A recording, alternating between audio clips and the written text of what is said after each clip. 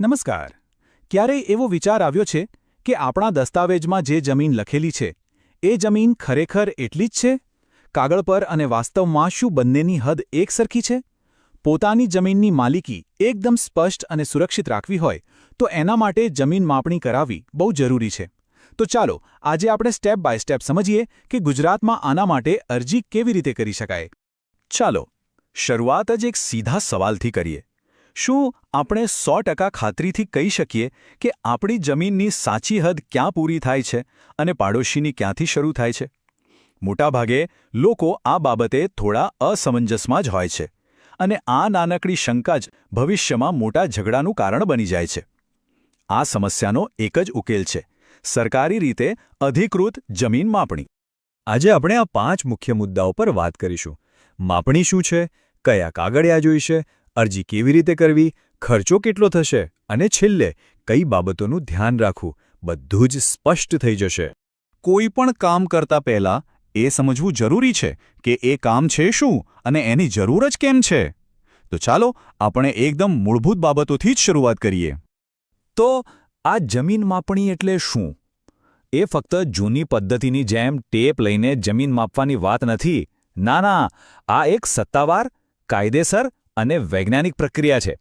આજકાલ તો satellite, drone અને બીજા ઘણા આધુનિક સાધનો વપરાય છે. આનાથી સરકારી સર્વેયર જમીનનો એક ખૂણો, એક હદ બરાબર ચોકસાઈથી માપે છે અને એનો જે રિપોર્ટ બને ને એ કોર્ટમાં પણ પાક્કો પુરાવો ગણાય છે. તો સવાલ એ થાય કે માપણીની જરૂર ખરેખર પડે ક્યારે? જુઓ, જમીન ખરીદવી હોય કે વેચવી હોય ત્યારે તો કરાવવી જ પડે. પાડોશી સાથે પેલો શેઢાપાડાનો ઝઘડો ચાલતો હોય ત્યારે, ભાઈઓ વચ્ચે વારસાઈમાં ભાગ પાડવાના હોય ત્યારે, કે પછી બેંકમાંથી મોટી લોન લેવી હોય ત્યારે, આ બધા જ સંજોગોમાં અધિકૃત માપણી કરાવવી ખૂબ જ ફાયદાકારક અને જરૂરી છે. ચાલો હવે આગળ વધીએ અને જોઈએ કે આ પ્રક્રિયા માટે કયા કાગળિયા ભેગા કરવા પડશે. યાદ રાખશો, સાચી તૈયારી અડધું કામ સરળ બનાવી દેશે. અરજી કરવા માટે આટલા દસ્તાવેજો હાથ વગા રાખવા. 7-12 અને 8A એ તો જમીનના મુખ્ય પુરાવા છે. પછી આવે છે ફેરફાર નોંધ એટલે કે VF6. આ તો સમજો કે જમીનની જન્મકુંડલી છે, જેમાં એ કોની પાસેથી કોની પાસે ગઈ એ બધો ઇતિહાસ હોય. આ સિવાય ઓળખ માટે આધાર કાર્ડ અને જો જમીન તાજેતરમાં ખરીદી હોય તો વેચાણ દસ્તાવેજ. સારી વાત એ છે કે આમાંથી મોટાભાગના પુરાવા હવે ઘરે બેઠા એનીરોર પોર્ટલ પરથી ઓનલાઈન જ મળી જાય છે. ચાલો હવે આપણે આખી વાતના સૌથી મહત્વના ભાગ પર આવી ગયા છીએ: અરજી કરવી કઈ રીતે. ગુજરાત સરકાર આપણને આના માટે 2 વિકલ્પો આપે છે. તો અરજી કરવાના 2 રસ્તા છે. પહેલો છે પરંપરાગત રસ્તો, DILR એટલે કે જિલ્લા નિરીક્ષકની જમીન દફતર કચેરીમાં રૂબરૂ જઈને અરજી કરવી. અને બીજો છે આધુનિક રસ્તો, સરકારના IORA પોર્ટલ પર ઘરે બેઠા જ ઓનલાઈન અરજી કરી દેવી. ચાલો આપણે બંને પ્રક્રિયાને ફટાફટ સમજી લઈએ. જો ઓફલાઈન અરજી કરવી હોય તો સૌથી પહેલાં DILR કચેરીમાંથી પરિશિષ્ટ 2 નામનું ફોર્મ લઈ લેવાનું. એને ધ્યાનથી ભરી એના પર માત્ર ₹3નો કોર્ટ ફી સ્ટેમ્પ લગાવી બધા કાગળિયા જોડી કચેરીમાં ફી ભરીને જમા કરાવી દેવાનું.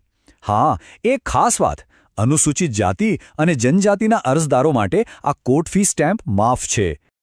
અને ઓનલાઈન પ્રક્રિયા તો એનાથી પણ સહેલી છે. IORA પોર્ટલ ખોલીને નવી અરજી પર ક્લિક કરો. અરજીના હેતુમાં જમીન માપણી પસંદ કરો. મોબાઈલ અને ઈમેલ પર આવતા OTPsથી વેરિફિકેશન કરી લો. પછી બસ જમીનની વિગતો ભરો, ડોક્યુમેન્ટ્સ અપલોડ કરો અને ઓનલાઈન ફી ચૂકવી દો. બસ થઈ ગઈ અરજી. અરજી કેવી રીતે કરવી એ તો સમજાઈ ગયું. પણ હવે મનમાં સવાલ થાય કે આ કામમાં ખર્ચો કેટલો થશે અને કેટલો સમય લાગશે. ચાલો એના પર પણ એક નજર કરી લઈએ. જુઓ, સરકાર 2 વિકલ્પ આપે છે.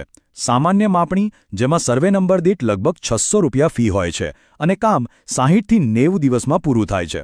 પણ જો કામ બહુ ઉતાવળમાં કરાવવું હોય તો તાત્કાલિક માપણીનો પણ વિકલ્પ છે. એમાં ફી 3 ગણી એટલે કે ₹1800 લાગે, પણ કામ 30 દિવસની અંદર જ પૂરું થઈ જાય.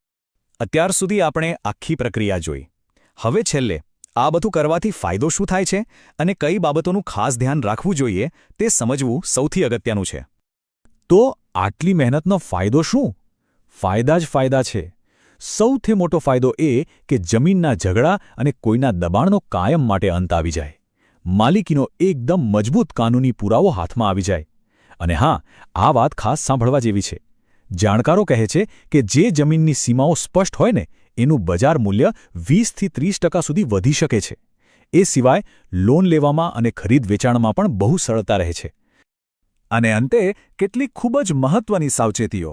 હંમેશા યાદ રાખવું કે માપણી ફક્ત ને ફક્ત સરકારી સર્વેયર પાસે જ કરાવી, કારણ કે કાયદામાં એમનો જ રિપોર્ટ માન્ય ગણાય. જે દિવસે માપણી હોય તે દિવસે જાતે હાજર રહેવું, પાડોશીઓને અગાઉથી જાણ કરવી અને ફી ભર્યાની રસીદ સાચવીને રાખવી. અને સૌથી અગત્યનું, માપણી પૂરી થાય પછી હદ પર પથ્થર કે થાંભલા જેવા કાયમી નિશાન જરૂર કરાવી લેવા. આ બધી ચર્ચાનો સાર બસ આ એક જ વાક્યમાં છે: સચોટ માપણી એ જ જમીનની સુરક્ષાની ગેરંટી છે. પોતાની જમીનની સુરક્ષા પોતાના જ હાથમાં છે. તો હવે પોતાની જમીનની સુરક્ષા માટે શું સાચું પગલું ભરવા આપણે તૈયાર છીએ? યાદ રાખજો, જમીન એ માત્ર મિલકત નથી, એ આપણો વારસો છે, આપણી સુરક્ષા છે. આશા છે કે આ માહિતી પોતાની જમીનને સુરક્ષિત કરવામાં ચોક્કસપણે મદદ કરશે.